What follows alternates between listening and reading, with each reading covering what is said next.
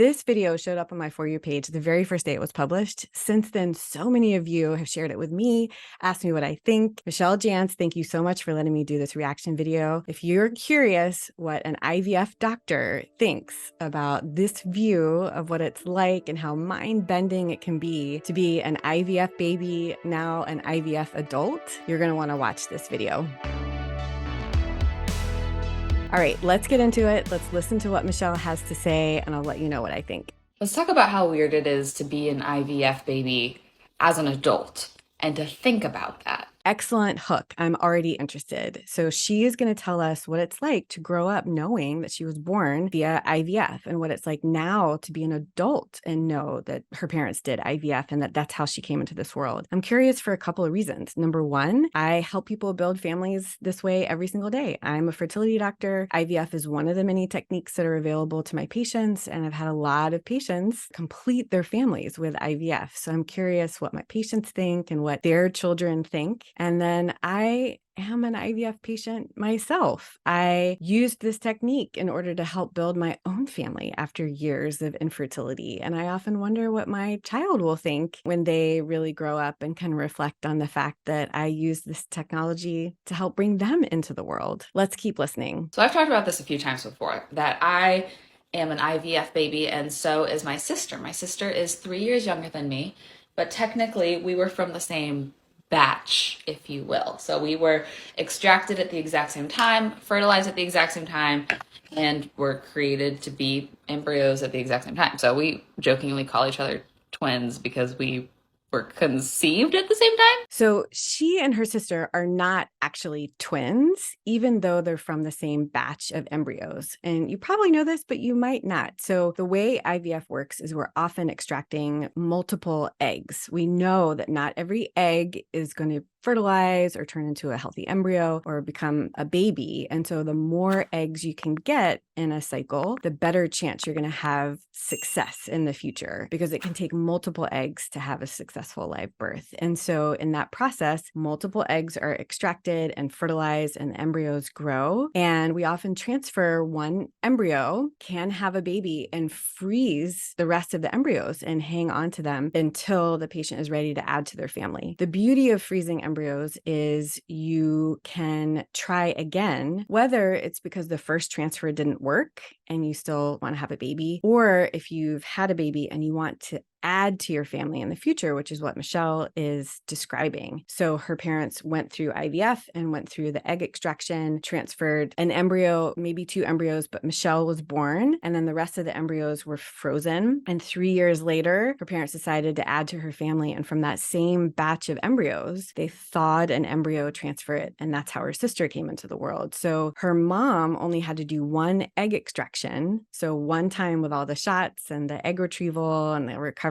But since the embryos were frozen, she actually had a complete family from one egg extraction. But they are not twins. Twins need to be born at the same time. And so just because they're from the same batch, we do not consider that they are twins, even though they technically were fertilized and turned into embryos at the same time. One more point is that a lot of people assume that frozen embryos are not as successful as fresh embryos. And that used to be the case when I first started helping people with IVF, but it is not the case anymore. Technology is amazing, and especially with a technique called vitrification, with the way that we freeze embryos now, there is a wonderful success rate with frozen embryo transfers. And quite honestly, a lot of people don't do fresh transfers. They want to screen the embryos for genetic chromosome issues, or they want to recover from the egg retrieval process with the shots and the bloating. They want to let their body recover and get pregnant in the future cycle with a frozen embryo. So frozen embryo transfers are so much more common today than they were years and years and years ago. And it's pretty incredible how far we've come with technology. The first baby born from a frozen embryo was in Australia in 1986. And just so you know, another point is that embryos do not get freezer burn, so that they could honestly be frozen forever at these super, super low temperatures. So the longest time an embryo has ever been frozen and then eventually thawed and transferred and resulted in a live birth is actually 27 years. And that just happens to be the longest. But as we continue with IVF and the future, this could become a lot more common. That just happens to be the current record. Let's keep listening. One thing that just like really messes with my brain as an adult now is thinking about how some just random scientist guy chose the order in which we would be born. Like, First of all, Michelle, it could have been a random science woman, but let's keep listening. I was picked first and implanted first, but then my sister's embryo was frozen for 3 years. And Lord knows I was made to be the big sister. I cannot imagine. It was literally up to one random dude. He could have picked Jacqueline to be implanted first. And then I could have been frozen for 3 years, and I could be the little sister who's 23 right now. I absolutely appreciate how this could be mind bending to think about some random embryologist, whether it's a dude or a woman, selecting an embryo for transfer and kind of trying to wrap your head around the fact that birth order could have changed or things could have been different. You know, birth order and big sister, little sister, sibling rivalry, developmental, that has so much more to do with the cells of the embryo that are transferred and so much of the environment that you're in, right? Like when you're born, what your parents are like at different stages of your family. It's a whole nature versus nurture argument. And I don't have all the answers. And I can really appreciate how this would be just mind twisting for someone who's really thinking about it. This is really interesting. I don't know at what year IVF became a little more popularized, but my parents did this in 1996. And I feel like I haven't met many people older than me that are IVF babies. So the first IVF baby was Louise Brown, born in 1978 in the UK. And since then, over 8 million babies have been born from IVF. So there are a lot of IVF children and adults that are out there. Certainly it's become more and more popular, since the 1990s, but there are some dates and some numbers for you to get that information. And the really weird part is now being childbearing age. The reason this is weird for me is because my parents actually still have some embryos from the exact same batch frozen because they wanted 2 kids. The first 2 times were successful, but the doctor had extracted I don't know how many. So I don't know how many embryos are left, but there are some of my twins per se still sitting in a lab, alive and frozen.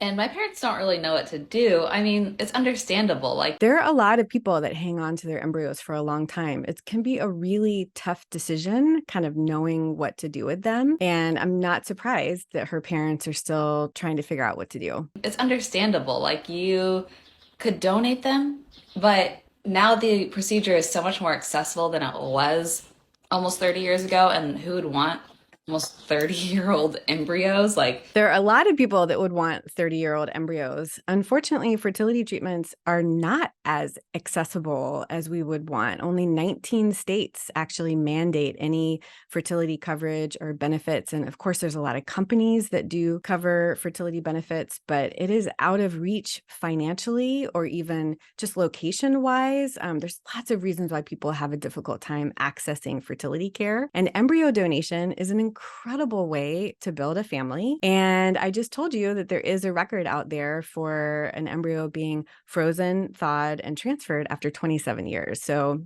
30-year-old embryos, again, they don't get freezer burn and it's an option. is that, does that have a risk? Do we even know? Like, who knows? So tell me why it has always been my desire, ever since I knew that, to, grow up, get married. Didn't plan on getting divorced, but get married again, maybe eventually, and have my kids with my partner, but eventually also go through the implant process myself and give birth to one of my twin embryos. Wow, that took a turn. I honestly did not think she was going there with this video.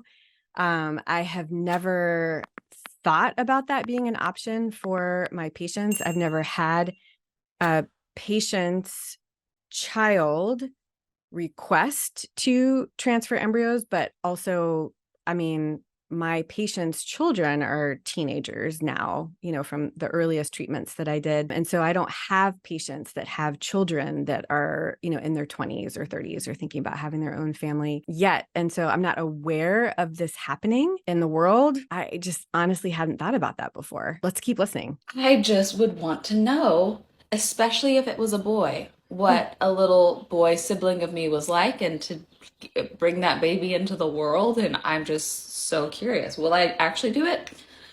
Probably not. But am I so tempted? Yes. So, anyways, enjoy that mind trip of the day.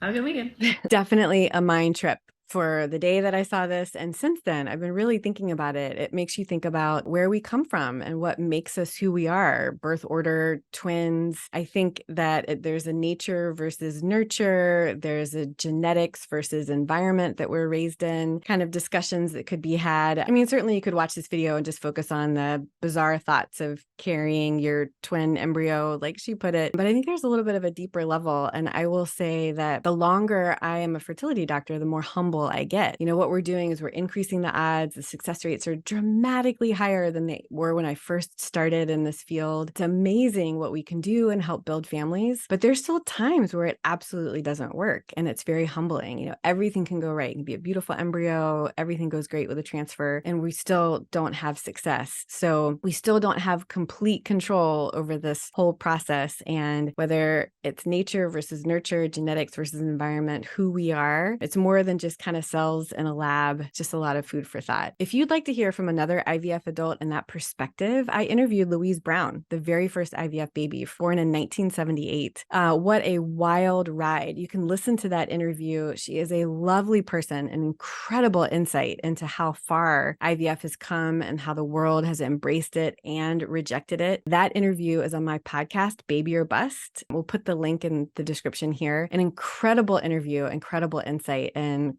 really interesting to learn from the very first IVF baby. Like this video if you enjoyed it, comment with questions that you have, subscribe to my channel so you get my weekly video, and let me know if there are other videos you want me to react to, if you have questions.